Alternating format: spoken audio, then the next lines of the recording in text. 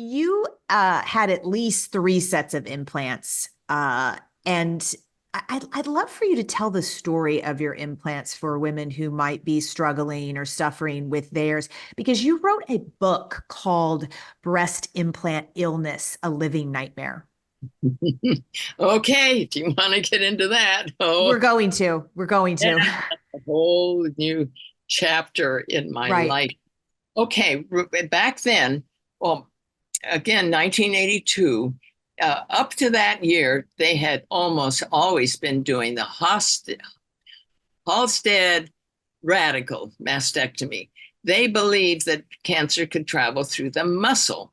And so they took not only the breast, not only the skin, top and bottom of the breast area, but also the pectoralis muscle. And if you can imagine what these poor women looked like after that, it was just horrible. Thankfully, my surgeon says we do a modified radical because we don't think that cancer travels through muscle. And so that's what I had was a modified radical. The word Okay. reconstruction wasn't even in their vocabulary. So after talking and consulting with other doctors, they said because you're at such high risk for cancer in the other breast, we would recommend that after this first modified radical, we do a simple mastectomy on the other side. Hmm. And then possibly there's some research showing that there can be some reconstruction, and but we'll have to wait a year because, as I mentioned, all the skin from the top of the breast area to the bottom, they take that. And so when they pull that together to, to suture the skin together, it takes, it's so tight that they have to wait a year for you to have enough skin so that they could put an implant in.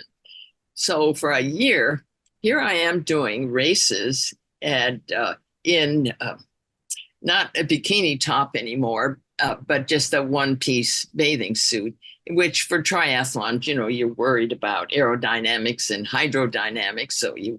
And so I was so embarrassed by having this flat chest and Mm. thought, oh gosh, you know, it just seemed like a salvation. I'll be normal looking again. Mhm. And so I would pull the skin and stretch it out.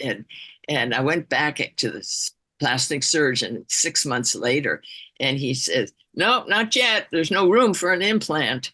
And so 9 months I went back, and he said, oh, yeah, I think we can get an implant in there. And so there was Wow. never any question that this was a perfect answer to having breast cancer, being, quote, normal, or at least looking normal. So a year later, I have these new implants. What I didn't know, and that's what's in my book, all the questions I should have asked and had no idea that I needed to ask.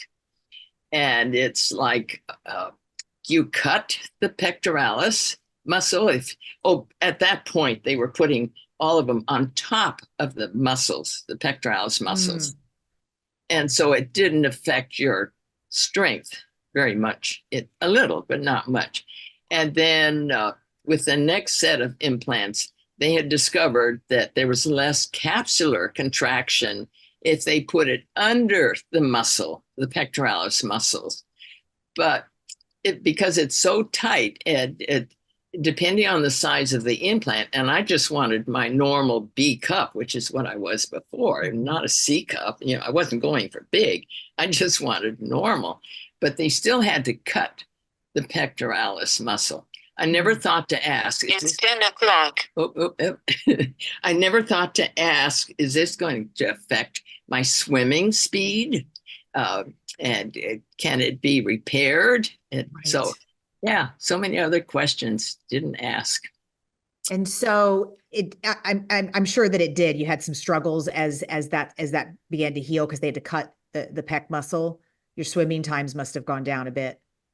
Yeah, but I wasn't, I was still being successful in races, and I didn't feel it that badly. So the third and fourth. And one day I was running, and this was in 2014. I was running up a hill and fell. It was like I tripped on something. And Mhm. I was sitting there looking back. What happened? How come I? And then my arm, it was very painful. And I looked down, and my saline implant had ruptured when I landed on the ground. And so Oh. I get an ambulance ride to the hospital, and and I'd broken my arm, which was bad enough, but on top of that, the saline implant uh, had to be replaced. And so when I went to the plastic surgeon, he said, we've got these new implants, the textured implants. There's no capsular contraction, no saline liquid to rupture. And they're wonderful. So I said, okay, let's do it. So a few days later, I had these Allergan textured implants. I Mhm. didn't realize what was happening because what was really happening was there were microgel bleeds from the implants. Oh. Also, my immune system immediately detected a foreign body Mhm. and starts attacking that. And so I was having more fatigue, more some insomnia, balance problems. I couldn't think of, there were so many things going wrong. And I thought, oh, it's just aging because by this time, yeah, I was, yeah, But this in, is where the living nightmare comes in with the yeah, implants, things that no exactly. one would ever, I wouldn't even ever think of. Nope. And I was sure that, but no, it never even occurred to me Right. this was going on. I did go to the doctor, and I had just been on a cruise. And I, when I got off the ship, I had this permanent feeling of rocking and losing my balance. So and it was kind of scary. So I went to the doctor, and he gave me one of the drugs. I don't know what the one like you put on your ear to. Oh, yeah. For when you're at sea, like behind Yeah, your ear or right. yeah. And another medication, nothing worked. I Mm. was still rocking like on high seas. And so I learned it got a little better. So I learned to live with that. And there were other things going wrong. And it was always, it's either stress or your imagination, or the most common one was age. And of course, by this time in my 80s, I had been vegan for 30 some years, and none of my doctors ever had a patient like me. That, they had no idea of the power of a healthy vegan diet. So that was what was going on. And I was on a trip to Canada, Vancouver, and happened to see a newspaper there. This is, I always Mhm. look at Mhm. newspapers, to Mhm. see what's happening. And I picked up this one, opened up, and here's this headline: Breast implant illness, a nightmare. And I thought, oh, that's silly. These women who think that it's something.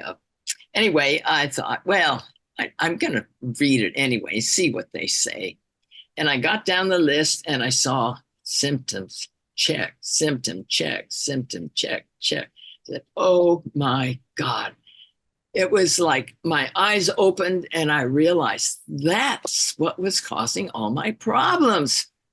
I went to the phone, called the reporter, and she Mhm. herself lived not far from where I was in Vancouver. Actually, it was in White Rock, a suburb of Vancouver. And she said, and I told her about my experience. She said, you've got to get these out right away. That's what's causing the problem. It's only going to get worse. Mm. And she said, I'll give you the name of my surgeon. And so I called the surgeon, and he says, yes, we'll take them out right away. What's your MSN? And I said, oh, that's like your social security number in Canada. And I said, oh, I don't have one. I'm an American visiting, but I want to get them out now. He said, oh, I'm sorry, without an MSN, I can't do it. I Ah, said, private pay, whatever it costs, I will do it. He said, I still can't. He said, it would invalidate my malpractice insurance. I suggest you get back home as soon as possible and get them out. So okay. that was the beginning of my living nightmare.